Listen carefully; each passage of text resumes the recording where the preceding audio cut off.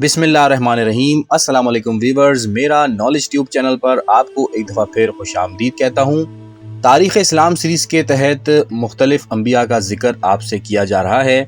اس سے پہلے کی ایپیسوڈز میں ہم نے حضرت موسیٰ علیہ السلام کے دور کا ذکر کیا تھا اور کوشش کی کہ ان کے حالات زندگی کو پوری طرح سے کور کیا جائے، اور آج حضرت موسیٰ کے حوالے سے آخری ویڈیو ہے جس میں ہم قارون کا ذکر کریں گے، اس کی سرکشی اور اس کا انجام آپ سے بیان کریں گے، اور اس کے علاوہ حضرت موسیٰ علیہ السلام کی وفات تک کے جو واقعات تھے وہ بھی آپ سے بیان کریں گے۔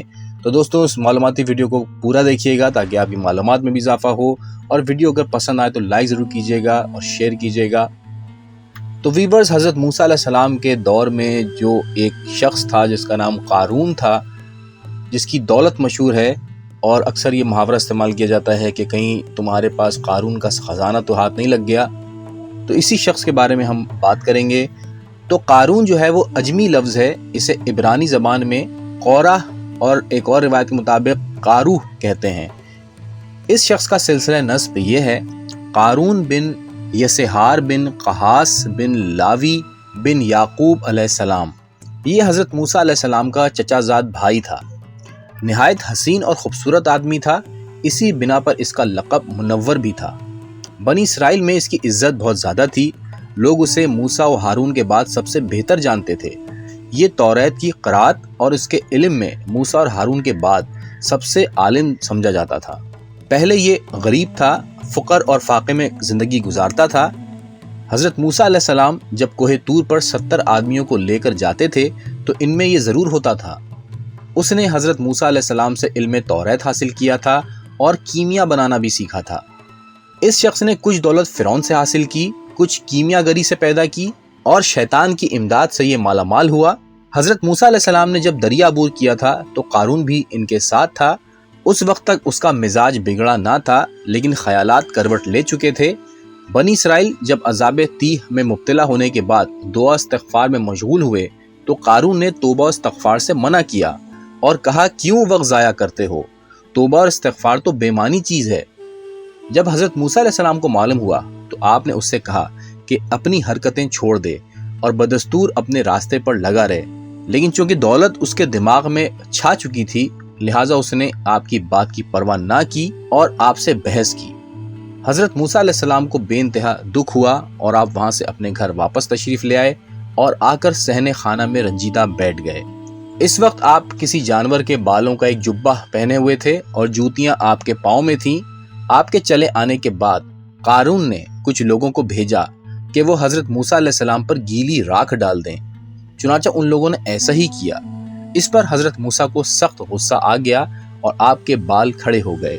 روایات میں ہے کہ حضرت موسیٰ کو جب غصہ آتا تھا تو کندھے کے بال اس طرح کھڑے ہو جاتے تھے کہ کپڑوں سے باہر نکل آتے تھے۔ حضرت موسیٰ علیہ السلام نے اسی غصے کی حالت میں بارگاہ خدا میں عرض کی، مالک اب تیری توجہ درکار ہے، تو قارون کی سرکشی کو دیکھ رہا ہے۔ خداوند عالم نے فرمایا کہ اے موسیٰ، میں نے زمین کو تمہاری مکمل اطاعت کا حکم دیا ہے، اب تم جس طرح چاہو اسے استعمال کرو۔ ادھر قارون بہت زیادہ دولت مند ہو چکا تھا اور اس کا دماغ انسانیت سے باغی ہو گیا تھا، اور اپنی اس دولت کے غرور میں وہ جباروں اور سرکشوں کی راہ پر چل پڑا، اور اس نے کوشش کی کہ تمام بنی اسرائیل اس کی اطاعت میں آ جائیں۔ قارون نے اپنے لیے ایک عالیشان محل تعمیر کروایا اور ایک عظیم الشان تخت بنوایا جس پر زر و جواہر نصب تھے۔ وہ اسی پر بیٹھا کرتا تھا اور لوگوں کو جمع کر کے انہیں خوب کھلاتا پلاتا تھا، رقص و سرور کی محفلیں گرم کرتا تھا، قیمتی لباس پہنتا تھا اور سفید گھوڑے پر سواری کرتا تھا۔ اس کا یہ طریقہ ہو گیا تھا کہ 4000 خادموں اور 1000 خوبصورت عورتوں کے جھرمٹ میں نکلتا تھا جو زیورات سے آراستہ ہوتی تھی۔ وہ اسی شان و شوکت سے نکل کر سارے علاقوں کا تفریحی دورہ کرتا تھا جس کو دیکھ کر دنیا طلب لوگ شب و روز اسی طرح دولت مند ہونے کی تمنا کرتے تھے اور عبادت گزاری سے دور بھاگتے جاتے تھے۔ اگرچہ علماء نے بہت سمجھایا مگر وہ کسی کی نہ سنتا تھا اور کہتا تھا کہ دولت میں نے اپنی حکمت اور اپنی دانش مندی سے حاصل کی ہے، میرے مقابلے میں کسی کو آنے کی جرت نہیں کرنی چاہیے۔ وہ یہ بھی کہتا تھا کہ اس قوم کی حکمرانی تو مجھے کرنی چاہیے اور دوسرا اگر کوئی ایسا ارادہ کرتا ہے تو وہ غلطی پر ہے۔ وہ انہی حرکتوں سے حضرت موسیٰ اور ہارون کے ساتھ دشمنی کا اظہار کرتا تھا۔ ایک روایت میں ہے کہ وہ اتنا امیر تھا اور اس کے پاس اتنے خزانے تھے کہ ان کی کنجیاں 40 مردوں کا بار تھیں۔ ایک روایت میں ہے کہ انہیں 40 خچر لادا کرتے تھے۔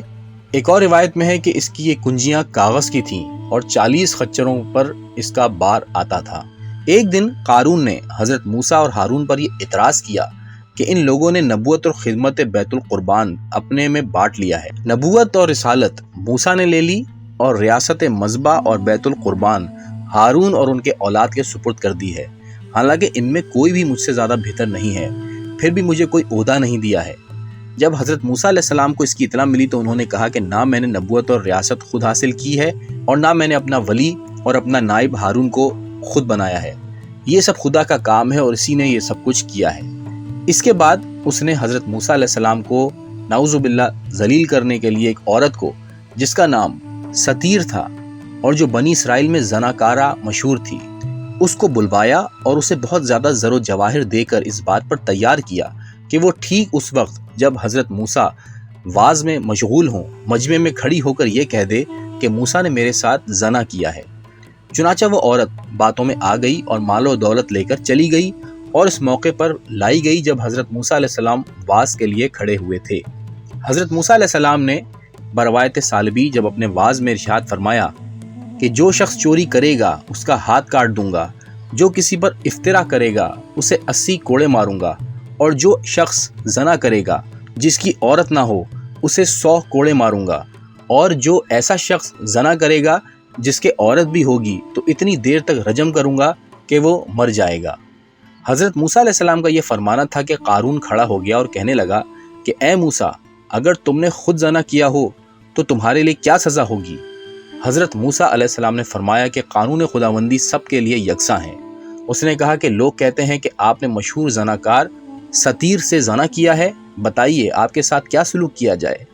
حضرت موسیٰ نے فرمایا کہ اس عورت کو میرے سامنے لاؤ اور اس سے اپنے دعوے کے ثبوت میں بیان دلاؤ۔ قارون نے اس عورت کو مجمع میں کھڑا کر دیا اور کہا کہ اپنا بیان دے اور میری تصدیق کر۔ عورت مجمع میں کھڑی ہوئی اور مبہوت ہو گئی۔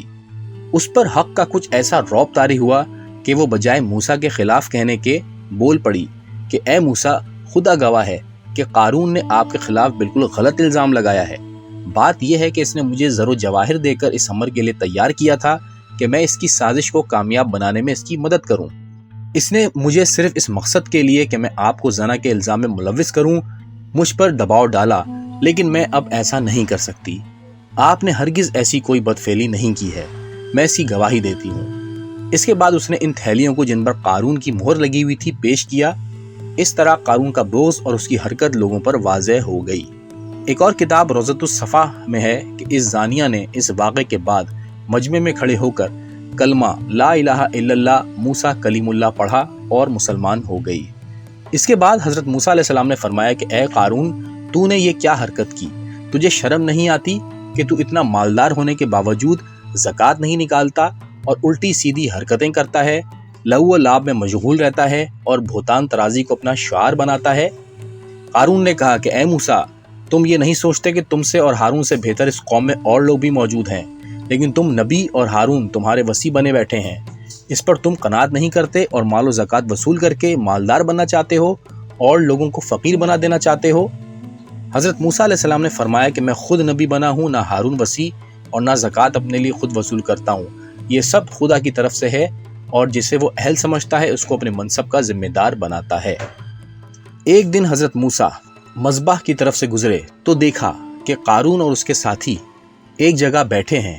آپ کو وحی ہوئی کہ موسیٰ اس مقام سے ہٹ جاؤ، میں عذاب نازل کر رہا ہوں تاکہ انہیں اپنے کیے کا نتیجہ معلوم ہو جائے اور سب لوگوں کے ہوش درست ہو جائیں۔ حضرت موسیٰ فوراً سجدے میں گر گئے اور عرض کی، مالک، ایک شخص سے گناہ سے ساری قوم کو تباہ نہ فرمایا جائے۔ چنانچہ آپ کی درخواست اللہ نے منظور کر لی اور عذاب سے یہ لوگ بچ گئے۔ پھر خطاب آیا کہ اے موسیٰ، اپنی قوم سے کہہ دو کہ مسکن قارون کے پاس سے ہٹ جائے، میں آگ برسا کر اسے تباہ کر دوں گا۔ حضرت موسیٰ علیہ السلام نے لوگوں کو ہٹا دیا۔ اس کے بعد قارون اور اس کے ساتھی آسان، ابیرام ایک مقام پر اپنے بال بچوں سمیت جمع ہو گئے اور حضرت موسیٰ خدا کی بارگاہ میں عرض پرواز ہوئے کہ مالک، جس طرح تو نے مجھے فرعون پر قدرت دی ہے، قارون پر بھی دے دے تاکہ میں تیری وحدانیت اور اپنی نبوت کو اس پر ثابت کر سکوں۔ حکم ہوا کہ میں نے زمین کو تمہارے تابع فرمان بنا دیا ہے، جو چاہو اس سے کام لو۔ یہ سن کر حضرت موسیٰ علیہ السلام نے زمین کو حکم دیا کہ ان لوگوں کو نگل لے۔